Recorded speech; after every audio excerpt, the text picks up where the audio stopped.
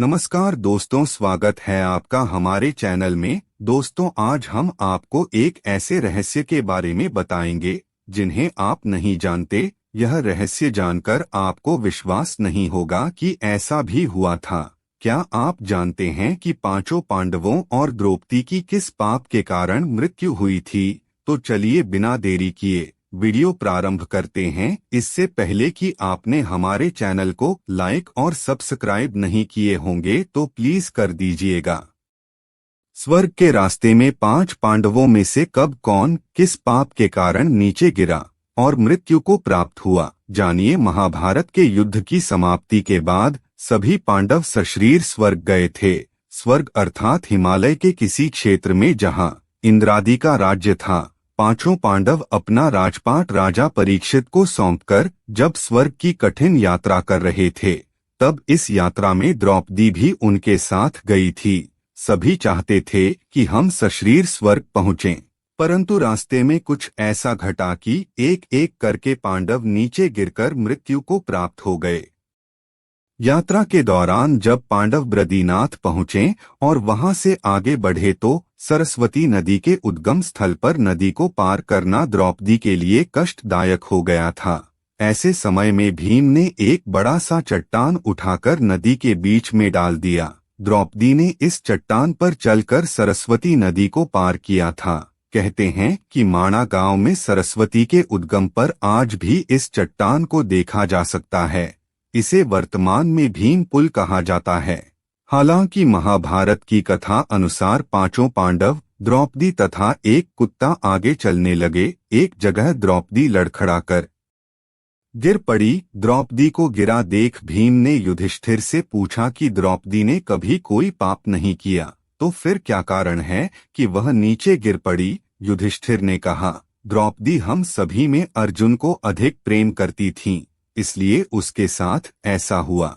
ऐसा कहकर युधिष्ठिर द्रौपदी को देखे बिना ही आगे बढ़ गए। उस समय द्रौपदी ने कहा, सभी भाइयों में भीम ने ही मुझे सबसे ज्यादा प्यार किया है और मैं अगले जन्म में फिर से भीम की पत्नी बनना चाहूंगी।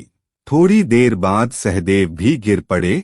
तब भीम ने पूछा, सहदेव क्यों गिरा? युधिष्ठिर ने कहा, सहदेव किसी को अपने जैसा विद्वान नहीं समझता था, इसी दोष के कारण गिरना पड़ा। कुछ देर बाद नकुल भी गिर पड़े। भीम के पूछने पर युधिष्ठिर ने बताया कि नकुल को अपने रूप पर बहुत अभिमान था, इसलिए आज इसकी यह गति हुई है। थोड़ी देर बाद अर्जुन भी गिर पड़े। युधिष्ठिर ने भीम से कहा, अर्जुन को अपने पराक्रम पर अभिमान था। अर्जुन ने कहा था कि मैं एक ही दिन में शत्रुओं का नाश कर दूंगा, लेकिन ऐसा कर नहीं पाए। अपने अभिमान के कारण ही अर्जुन की आज यह हालत हुई है। ऐसा कहकर युधिष्ठिर आगे बढ़ गए। थोड़ी आगे चलने पर भीम भी गिर गए।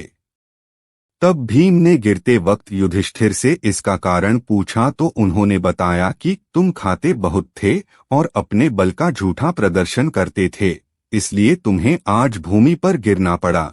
यह कहकर युधिष्ठिर आगे चल दिए। केवल वह कुत्ता ही उनके साथ चलता रहा। युधिष्ठिर कुछ ही दूर चले थे। उन्हें स्वर्ग ले जाने के लिए स्वयं देवराज इंद्र अपना रथ लेकर आ गए। तब युधिष्ठिर ने इंद्र से कहा, मेरे भाई और द्रौपदी मार्ग में ही गिर पड़े हैं, वे भी हमारे साथ चलें, ऐसी व्यवस्था कीजिए। तब इंद्र ने कहा कि वे सभी शरीर त्याग कर पहले ही स्वर्ग पहुंच चुके हैं, लेकिन आप सशरीर स्वर्ग में जाएंगे। इंद्र की बात सुनकर युधिष्ठिर ने कहा कि यह कुत्ता भी मेरे साथ जाएगा, लेकिन इंद्र ने ऐसा करने से मना कर दिया। काफी देर समझाने पर भी जब युधिष्ठिर बिना कुत्ते के स्वर्ग जाने के लिए नहीं माने तो कुत्ते के रूप में यमराज अपने वास्तविक रूप में प्रकट हो गए। युधिष्ठिर को अपने धर्म में स्थित देखकर यमराज खुश हुए। इसके बाद इंद्र और युधिष्ठिर रथ में बैठकर स्वर्ग की ओर निकल पड़े। दरअसल द्रौपदी पांचों पांडवों में से सबसे ज्यादा प्रेम अर्जुन से करती थी। उसका प्रेम अपने सभी पतियों के लिए समान नहीं था, इसलिए उसकी ऐसी दशा हुई। स्वर्ग जाकर युधिष्ठिर ने देखा कि वहां दुर्योधन एक दिव्य सिंहासन पर बैठा है, अन्य कोई वहां नहीं है। यह देखकर युधिष्ठिर ने देवताओं से कहा कि मेरे भाई तथा द्रौपदी जिस लोक में गए हैं, मैं भी उसी लोक में जाना चाहता हूँ, मुझे उनसे अधिक उत्तम लोक की कामना नहीं है।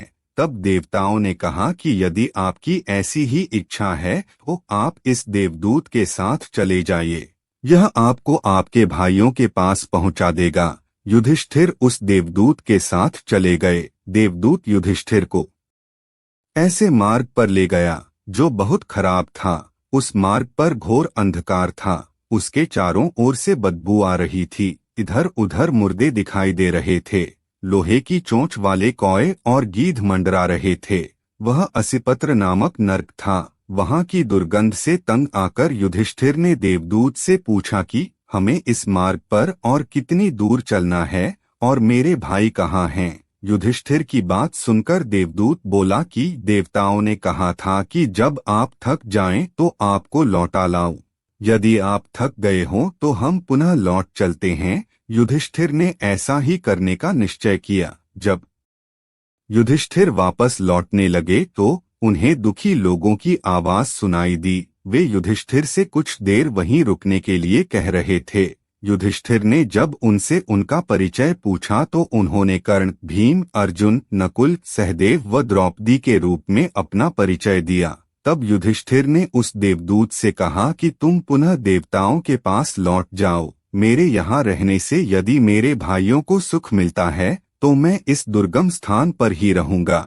देवदूत ने यह बात जाकर देवराज इंद्र को बता दी। युधिष्ठिर को उस स्थान पर अभी कुछ ही समय बीता था कि सभी देवता वहां आ गए। देवताओं के आते ही वहां सुगंधित हवा चलने लगी, मार्ग पर प्रकाश छा गया। तब देवराज इंद्र ने युधिष्ठिर को बताया कि तुमने अश्वत्थामा के मरने की बात कहकर छल से द्रोणाचार्य को उनके पुत्र की मृत्यु का विश्वास दिलाया था। इसी के परिणाम स्वरूप तुम्हें भी छल से ही कुछ देर नरक के दर्शन करने पड़े। अब तुम मेरे साथ स्वर्ग चलो, वहां तुम्हारे भाई व अन्य वीर पहले ही पहुंच गए हैं।